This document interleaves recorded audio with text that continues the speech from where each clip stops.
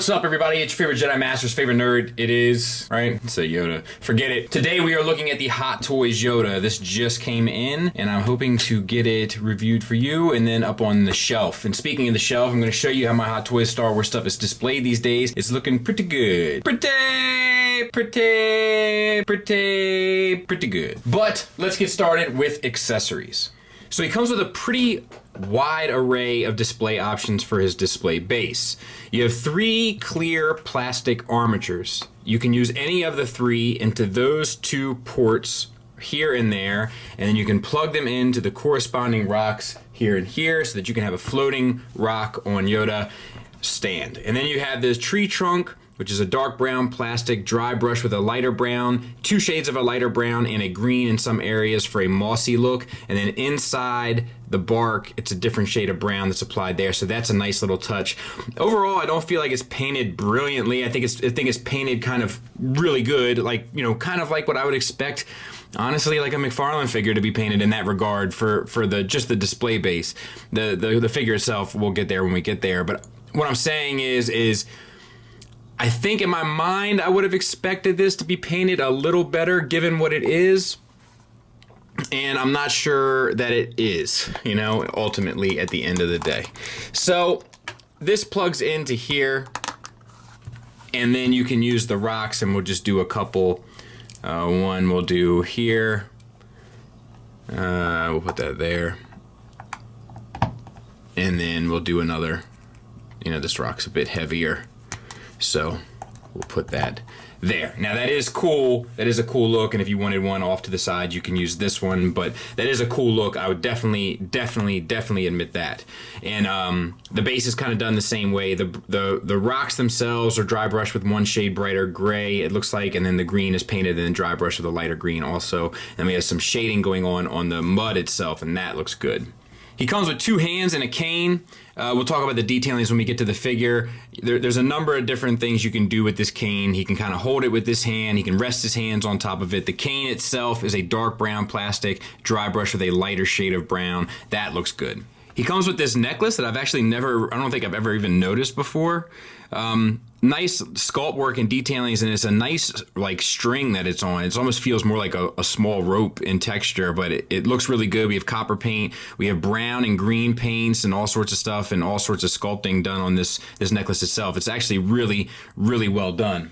And he also comes with using the Force face. It's a whole head, actually, and given the price, I would expect a second head with this guy being as though he's so small, but my issue is this look. So this is a fine look, and it works, but I feel like so much of Hot Toys magic is kind of in their eyes, in the way that they do the eyes, and like I almost feel like a more serious face Yoda. I'll try to put a picture right here of when he has the serious face. I would have appreciated that more. Give me this 2, you know, give me 3 faces if you need to, but I would have really liked, you know, this one over here. Hopefully I found the picture. I'm going to look like a ripe nitwit. But yeah, it's a nice option to have, and it looks good. Just, it wouldn't be my second choice, you know? And real quick, there he is with the necklace and the different face. He comes with 2 replacement wrist hardware, like we've kind of come to expect. Just ball hinges that connect into the forearm on the fatter side and into the hand on the skinny side, so you can see how that works right now. And then lastly, he comes with a couple kind of like diorama almost-esque accessories, one of which is like Luke's cargo box. This is painted really well, and I'll be honest with you, I don't even quite know how they did it, because it almost looks textured. But it's not. It just must be the way they painted it. Maybe it's like with a sponge or something. Look, it's got me. I'm not sure how they did it. Like, it reminds me of sponge type painting, but it's hard for me to tell. Either way, sculpted beautifully, painted beautifully. No real complaints. He also comes with the flashlight. This has a translucent tip here, so to speak. Silver paint with a wash that fills in the lines and gives it a panel line look, so that all works well. No issues there. And then he has the lamp. This is painted and some rust kind of details are done around some of the bits in there. We have the brown details for the rust. We have white wiring. It's not painted 100% clean, but I don't think it's intended to be, so it ends up looking right. And then it came with 2 batteries so you can light her up. So that's pretty cool. And using all of those accessories in concert, you can kind of get a pretty impressive setup for him. Moving on to the likeness of the figure, I think that it's pretty spot on. I mean, the hair doesn't work as well because it's real hair, but the green seemed to be spot on, and the shading definitely seems to be in the right pocket. This image that you're looking at to the left is like, it's obviously kind of washed out in terms of the greens, but I'm looking at a number of different images and they are pretty close. I will say there is much more of a brown shadowing going on, like shading with like inside the creases on the head, and I know that is accurate, but I like in the sense that there is like a shade of brown in there in the film, but I feel like it's a little too pronounced in the figure, and I feel like some of the shading around the chin and the eyebrows is maybe a bit intense. Now, I am being hypercritical, but I'm always hypercritical of Hot Toys. I feel like a $230, I think this was closer to $200, but either way, I feel like that deserves a critical look. And then for a full look at the figure as best we can anyway, everything seems to be in line. The necklace is there, which is interesting. I do feel like, it is a simple one to kind of pull off, but, the character design is the character design, and I think this one works fairly well. Soft goods wise, luckily, the robe makes up most of the figure, and like, I kind of feel like even in 1/12 scale figures, we're used to having a soft goods robe. So like, it feels like appropriate, like it feels right. Like, and like it's made up like this burlap type material. It feels very good. There's like some weathering and stuff on it. Like it's stained down at the bottom, kind of like what I wish they had done with the old man Luke robe. But it's really well done. It doesn't really it does, because you have some extra material here in the sleeves and stuff. It does give it a little bit more of illusion of weight. It doesn't work 100% how I wish it would, but it's pretty close. And then we have the leather belt here, or the faux leather with the faux leather pocket, and then it's tied up there in the back. And does it weave in and out of the robe at all? I thought maybe it did. No, it does not. A couple holes in there. I think that's the right choice. And then the undergarment is just one piece. I'm not sure if I've ever thought about it being more than one, or like a wraparound piece. Like instead of like this like has a little bit of a PJ swag. But I think that overall the kind of depth and dimension that you get between the two layers stacked on top of one another ends up kind of pulling the look off. So I don't really have any real complaints with the soft goods on this guy, which is where kind of most of my complaints with Hot Toys comes into play. So let's talk detailings and such. We have a base green for the head, and then we have two shades of highlights, it looks like, and then two shades of shadows. One is this darker green that I feel like is a little overpronounced at times, and then the other one is this brown, which I also feel like is a bit overpronounced at times, especially in the chin and stuff like that. It almost is distracting, in my opinion. The hair, I think, given what it is, it works fine, but I'm not sure if it was needed. I kind of feel like they could have got away with sculpted hair there and it wouldn't have been a big deal, but that's definitely a personal preference kind of thing. The head is just on a single ball peg. The peg is pointed at an angle so that it kind of goes up into the head, gives it the hunchback feel a little bit, but the articulation on it is great. All the way down to there, up to there, the swivel, confused dog look even a little bit, so that's nice. The shoulders, I can't really tell. I think, let me see if I can pull this up. Let's see if we can. I think it's a ball hinge. Feels like a ball hinge that goes into a ball peg into the chest. So you can get it out in front of them a little bit. That helps holding the cane. You can get it up to here. The soft goods don't get in the way at all. You can get it all the way around. Yeah, up to there. You can get it swiveled around. No problems there. No bicep swivel. You do, oh no, there is. No, it's not. It's at the elbow. Right? Let's see. No, it's right above the elbow. So we do have a cut joint there. Double jointed elbow. That's a great range. And then all of this is sculpted up to the elbow with the wrinkles, and then it's painted and dry brushed for extra detailing. So that works well.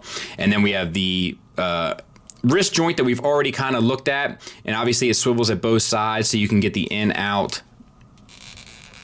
And then if you manipulate it, which I am having a hard time doing,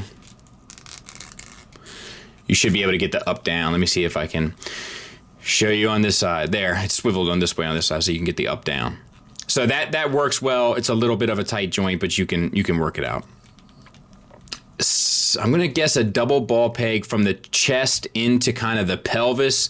There's no real, like you see, it's just chest, and it basically goes down into the pelvis. This pelvis and abdomen are kind of one piece, so you get an additional, I guess it's, okay, so I think it maybe it's a double from the chest into the abdomen, and then a single from the abdomen into the pelvis.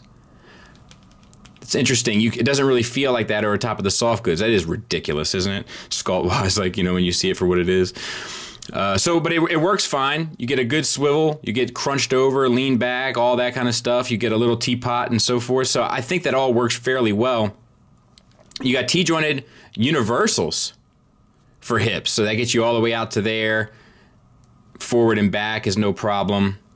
Thigh swivels at a cut, but you don't see it because of the soft goods, so that's fine. Double jointed knee, once again, it's sculpted and painted from the knee down. And then the feet, like, now these feet, I want to take these apart so bad. So this is on a ball hinge also. So you will have to turn this in order to get the rocker, but like this one is turned and it's still not great. Range for the rocker. It's there, it's a little bit, but we're talking slight. So that's a little unfortunate. Now for the hand and feet detailings, we have the same sort of kind of paint approach that we've seen with the skin, and then the toenails are painted. And then like it is nice to see all the like vascular nature of the hands and stuff is all sculpted in there, so that looks good. And there's the back of the figure. So yeah, overall, it's small, but I think there is a lot of good here. I will say, like, I've had a hard time getting him to stand on his base, but I don't think that's because the balance of the figure is poor. Like, because on my felt table, which usually does have a hard time of getting figures to stand, he stands like a champ. I think it's because of the texturing of the base itself, and then the feet over top, it kind of poses an issue. But overall, I think it's pretty well done. So there they are. And they look good. I got this idea from Mr. Pinkerton himself, so in terms of how to display these. But yeah, looks good. And I got some lights to light this unit up, like the 4th of July, and then it should really pop. And for those who listen to Nerd Rage and are worried about how these lights worked out, I did get them to work. So how about that? Using the Force myself. Final thoughts wise, I think it's a little impressive. It is a recommend for me, but it is a soft recommend, and that is mainly due to my biggest criticism, which is for the price, which is $200, and it's a significantly smaller figure. It's a subjective thing, but I just feel like I would have liked a more serious face sculpt for the second head. I feel like, the Hot Toys eyes look so amazing. Who would want to display the figure with them closed? I mean, I get the direction they were going for it. I just personally think in my heart of hearts it was the wrong choice. Negatives wise, though, that's all I really have to say. I do feel like some of the shading on the face is a little intense, and I'm not sure that the hair was the best approach, although it doesn't bother me. But the articulation is really good. It gets away with it because of the kind of two dresses he's wearing. Well, one robe and one PJs, let's say. Tons of accessories with electronics, so that's cool. But I'll tell you, I would have traded in all those accessories for a third option for the face. I really like this one. I mean, it's a classic Yoda expression. I just feel like I paid for that. I feel like I paid big money for that, and I wouldn't have wanted it personally. But that's a subjective thing. I have to admit that. But yeah, the presence is great. I do like all of the kind of display options with the base and such. I do think that ends up bringing a lot to life with the figure, having this little setting for him to be in. And I think the sculpt is absolutely beautiful. So it's a little pricey for what it is. It's a soft recommend from me. But with Hot Toys going down the prequel route here a little bit recently, maybe we'll get a prequel Yoda, which is episode 3 Yoda is my personal favorite, so maybe. Time will tell. Thanks for listening. Thanks for watching. Until next time, take care.